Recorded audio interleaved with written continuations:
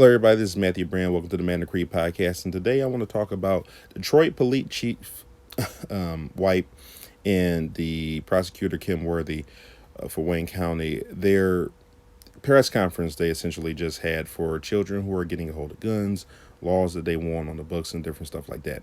Now, to be completely honest, I'm not really in for safe storage laws, and I'll give you a blanket reason why and then go into more detail. So the blanket reason why is a lot of times these laws are not as helpful as they seem on the onset, like just face value, and sometimes they even make things worse. And that's for a variety of reasons that I'm going to get into. But first, we have to understand what kind of situations are breathing these incidents where children are getting a hold of things. So, the first type of situation that breeds this incident is when you have, and let's say this is the most common, right? You have somebody leaving a weapon at home that's loaded, once again, completely loaded, and they're leaving it with a teenager or a young, like an older kid who's babysitting a younger kid. And the kids do different stuff because the teenager is in charge as opposed to what they would do if an adult or their parent was in charge. That is extremely common. The second type of situation I see that typically breeds this, and I'm being general about this, there's much more detail I can go into, but when a woman is carrying off body, and I'm not saying that this is because of women or women are bad gun handlers or anything like that. It's just that women are much more likely to carry off body from my experience than men are. And that may be because of their clothes. It may be because of their body shape. It may be because of, how they carry most of their stuff in the first place. Like a lot of women use purses. A lot of men aren't typically in constant control of a handbag. So that's more common. So a lot of women are more likely to keep it in their purse, their handbag, their glove compartment, right? And maybe because of the weight of it, right? Women may be more affected by the weight of the firearm that they're carrying than a man might be. Sometimes I've seen a lot of women where it's like they buy guns that are easier for them to shoot because of their let's say the strength of their hands or whatever. And I'm not being sexist. Let's just be honest. Women aren't as physically stock aggressive as, or not aggressive, sorry, stock. I would say built to be as aggressive or defensive as men are. Like they're not built to be strong fighters. Like that's not what they're necessarily evolved to do. So their bodies are not built as tough as men's are. So when they shoot guns, sometimes they feel more recoil. One of the ways to avoid recoil is getting a heavier gun. And so they may get a gun, and I know women who've done this, that is kind of too big for them to carry, but it's easier for them to shoot. And then they end up sticking it in a glove compartment or leaving it in, unlocked in their car, which is fine. I'm not saying your car is a holster, right? I'm not saying that. But if you have children and the children are young and the children are not familiar around guns, this is something that can result in bad stuff, right?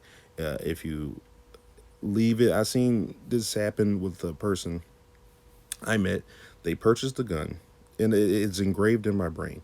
They purchased the gun, tossed it. Now the gun wasn't loaded; it was very clear, but they didn't even know they had to do this. This was explained to them, before they left. But purchased a gun, tossed it into the back of a, what would you call it, like a van? Yeah, something like a van, right, where the seats are not completely the trunk is not completely obscure from the back seat. And then the kid saw the gun and they say, "What is this?" And the mother was like, "Mind your business," and then proceeded to go to the front seat. This is the third reason that a lot of incidents happen: lack of education. We don't want to talk to children about guns. Ergo, whenever they find something they don't know, bad, don't touch, yada yada yada. And it shouldn't even be considered bad, but dangerous, don't touch, right? A lot of children know not to drive cars. They know not to walk out into the middle of the street. That doesn't mean streets are bad. That doesn't mean cars are bad. That doesn't mean any of the fire, stove, not bad, makes food good, right? But the point is, they don't recognize how strong it is of a meaning to not touch that gun, to know what makes them safe and such and such and such because we provide the lack of education. Now, here's the deal. When you pass laws like this, and just hear me out, right?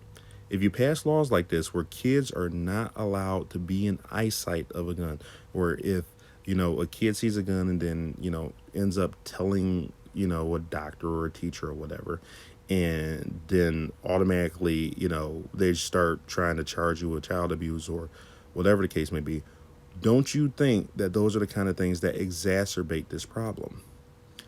Kids need to be able to understand and don't touch. You also have the matter of what they call forbidden fruit syndrome, where a kid is more likely to seek out something they're not supposed to touch, right? If you, make it this holy grail of an item that's super dangerous, right? That forbidden fruit, right?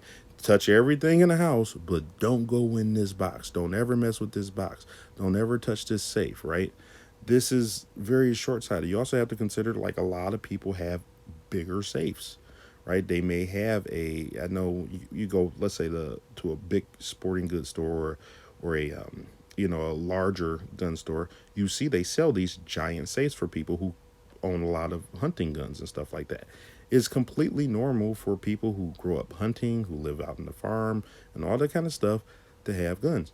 What really would stop anybody from, having these type of incidents is just educating them that all they have to do is keep it unloaded, keep it locked, and keep the ammunition away from it. That's all you have to do. And if you have to break all of these rules, all of them, and be in control of it, or be in control of it. Like if you're using it, if you're there, that's a different story, right? If you're in observation of your child, right? This is completely different than if you're leaving them unattended around it, right? If it's within your control, like it's on your person, right? You're paying attention to your environment. You have it, in the zip compartment in your bag or whatever. That is a different subject. But if you just have it lying there in your purse, just open to, whoever can grab it, or you're sitting your purse down and it's, you have a concealed carry person, you're setting your purse down in a buggy with the kid, that's not okay.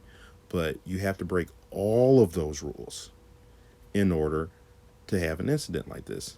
If a gun is unloaded, a kid is not, like a child that's that young, right, is not going to be able to even to load bullets in a magazine and then put it in the gun and rack the slide. That you were talking about an older child, which brings me to my further point. When are these types of laws become unpractical? Yes, with a younger child, you can keep them away from it and have them avoid it, and don't know about the gun and all this kind of stuff. Keep it out of eyesight. Yeah, that's okay for like 4 and under.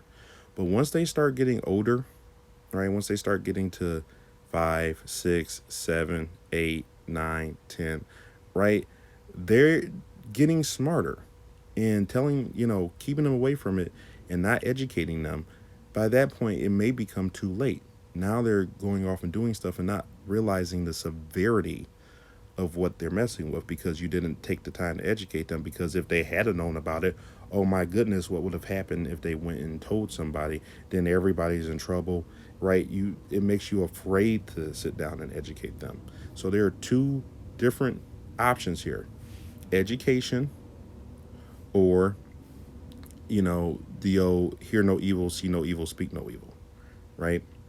Basically intentional, blinding the kids to it. Yes, people say, in the press conference, they say, oh, you need to have a conversation with kids. Oh, well, I have in one of the police say, we're talking about like a 2-year old. Like, oh, when my 2-year old comes over, I don't sit down and have a talk with them.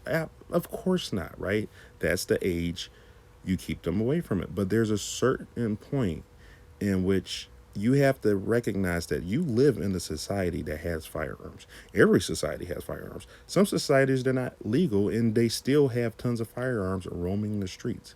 You just have to accept that. And that's the way the United States is going to be, unless they do some type of Gestapo treatment where they burst in everybody's doors and start popping everyone, who they think has a firearm. This is what it's going to be like. You have two alternatives. And I prefer the education alternative, right, to the, making kids unaware and hoping that every other house that they go to follows those exact same rules, right? You let your kids, know not to do drugs. So when they get tempted by it later, and educate them about how bad they are, let them see where life really gets to.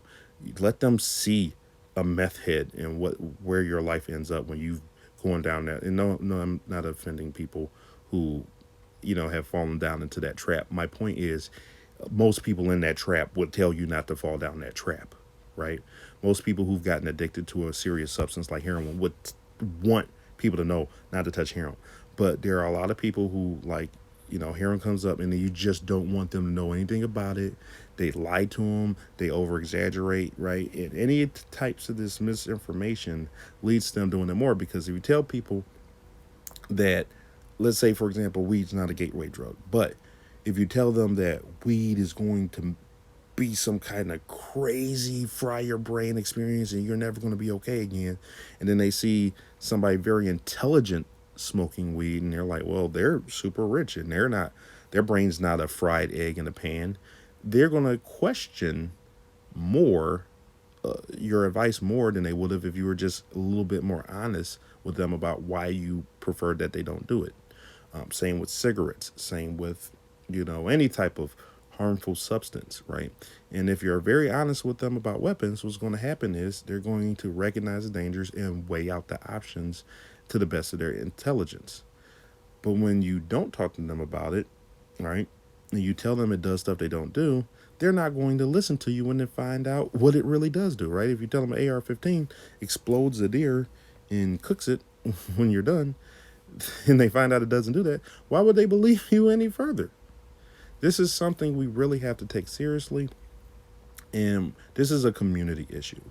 We need to together as a community decide that enough is enough and educate each other on the best possible options. But if we hear the word gun and say, no, no, no, no, la, la, la, la, I don't hear you, sorry, guns are scary, I don't want to hear any more about it, you're part of the problem. But that's my personal opinion. You can leave a comment and let me know what you think. Anyway, thanks for listening. Peace.